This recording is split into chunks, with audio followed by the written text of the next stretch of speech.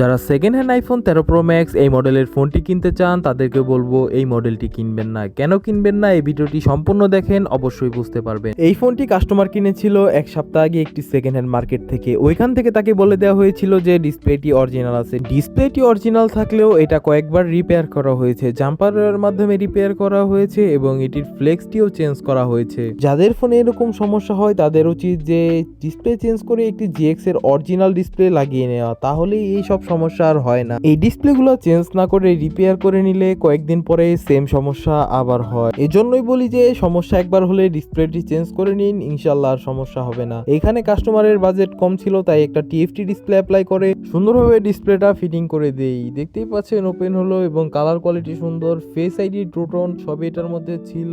তো কারো যদি এরকম সার্ভিস প্রয়োজন হয় আসতে পারেন। ধন্যবাদ সবাইকে। কার্তিকপুর বাজার, দোহার, ঢাকা।